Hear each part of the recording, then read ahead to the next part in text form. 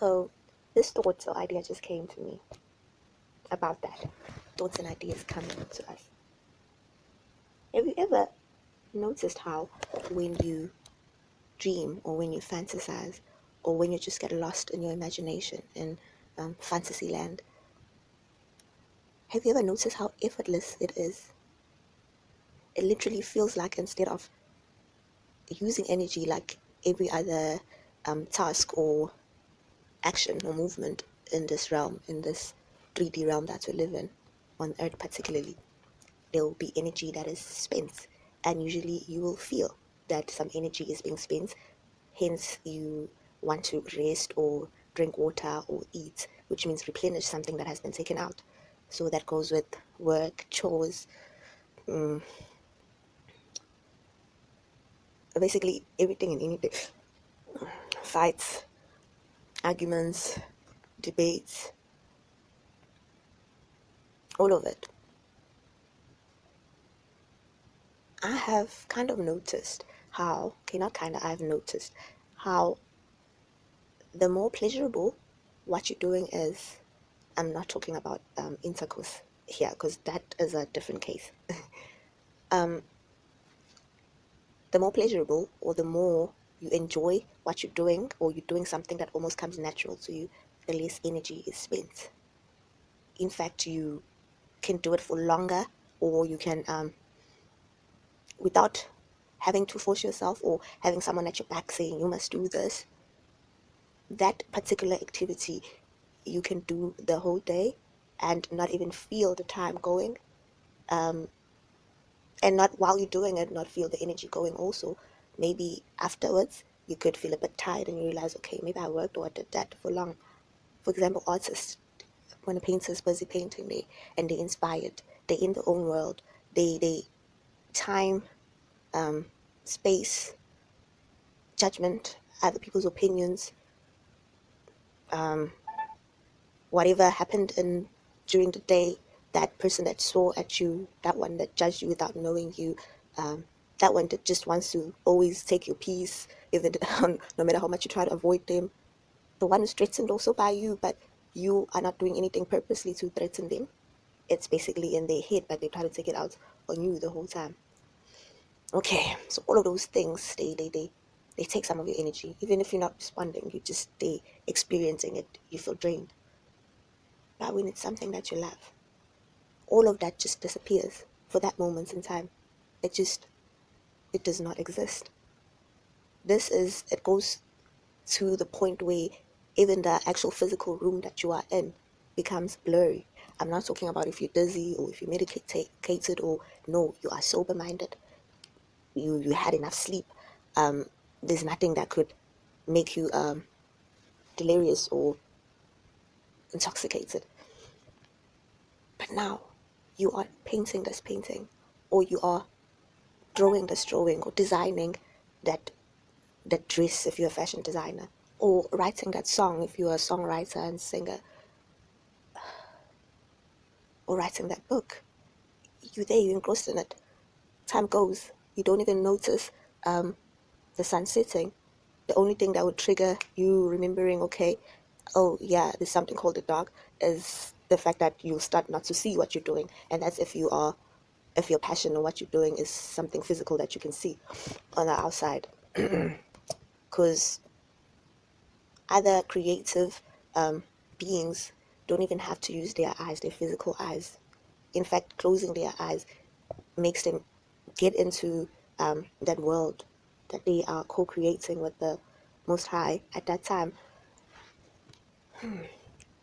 So, dreams and fantasies, we are wanted to get to. If you're dreaming at night, you're not conscious. Your frontal cortex is resting. However, your limbic system, which is the primitive brain that keeps you alive, the one that even we share with animals and primates and all of that, it continues working. And your endocrine system, the glands that secrete hormones, they have to continue working because they are also part of digestion, they're part of mood regulation, blood pressure regulation. They're part of a whole lot of systems in the body,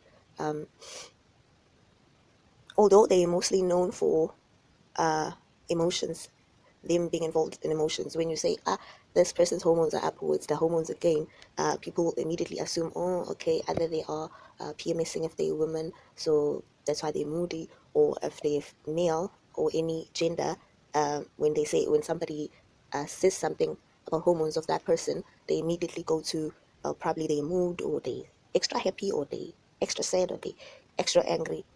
Yes, they work day. They're famous for working day. But scientifically, or no, in physiology and anatomy, where they are placed in the body, because there's like a lot of different areas they're placed. They're almost along the whole spine, and different areas and distances from the spine. They will be glands. They for different they secrete chemicals or messengers or neurotransmitters.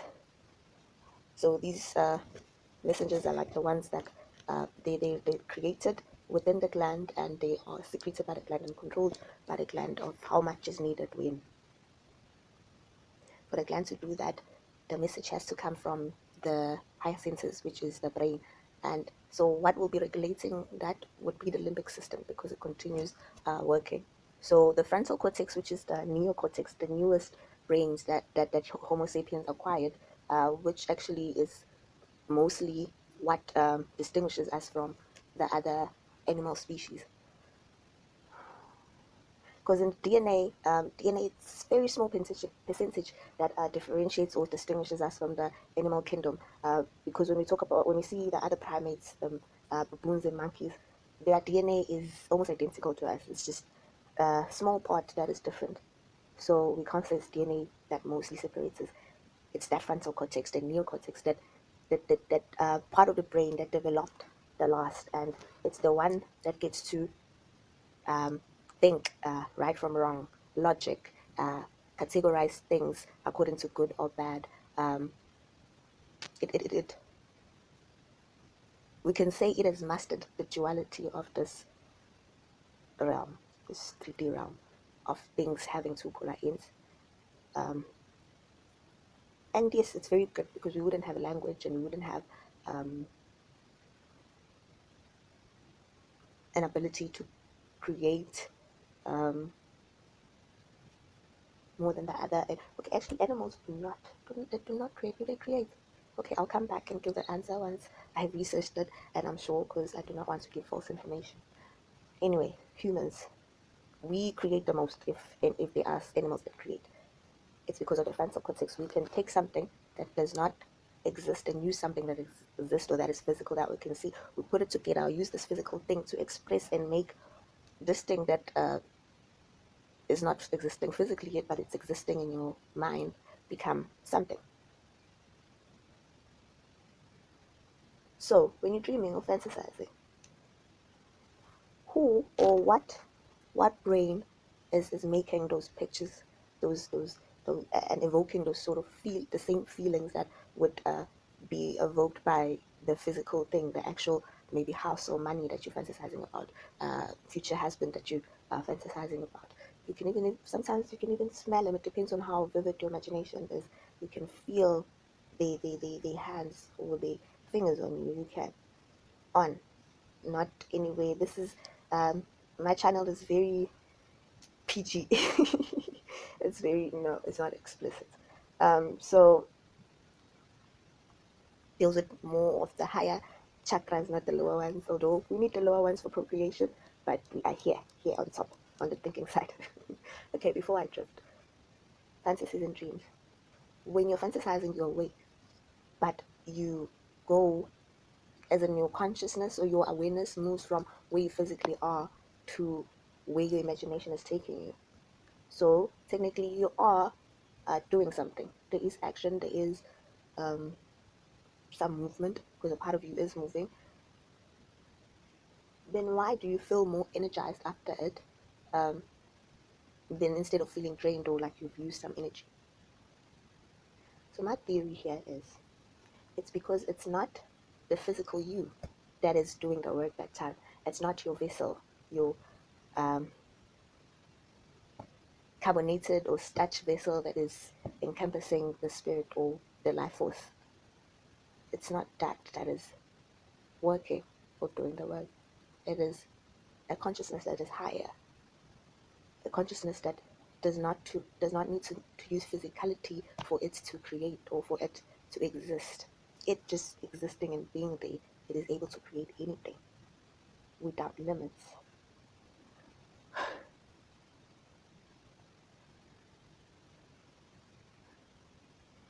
So what I'm saying is, your dreams and your fantasies, they seem big or impossible, not because they are big or impossible, but because now you awake and that avatar, that body, the physical body of yours, that new, very small and young brain of yours, the frontal cortex, because in evolution it's very young, but it thinks it knows more than the older parts, including the pineal gland, which has been there forever, and which is like the master gland because it secretes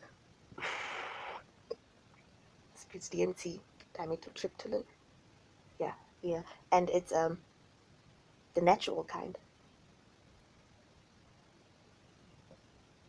Some people call it the god hormone or the god gland.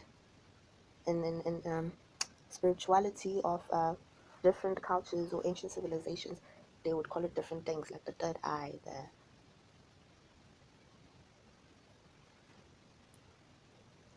the sacral chakra. Is it sacral or because the crown is right on top of your head? This will be the third eye chakra. I want to remember another word that is used by different, because there's quite a few. That one, it does not act in this realm, this physical realm that has restrictions and limits. So instead of taking from here, it comes and gives more energy. We can say it is the energy of who we call God or a higher power or the Most High frequency, which is within you. Can't point at it, but you know where it's emanating from. So it does not make sense for us human beings to say that our dreams are not possible and we shy away and be scared of them, or tell another person that that dream of theirs is impossible, because it's not even us that dreamt it and created it. It's a higher power. It was given to us. If it was us that created it or that gave it to ourselves, then we wouldn't have thought of something that we know we cannot accomplish, that we sure we cannot accomplish.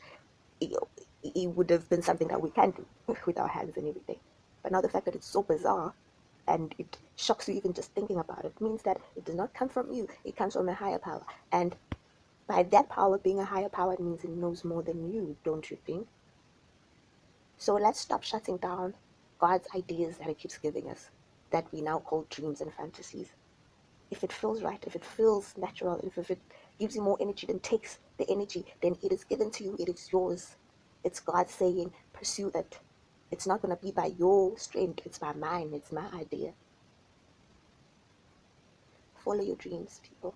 I'm learning that also now. Slowly but surely, it's possible.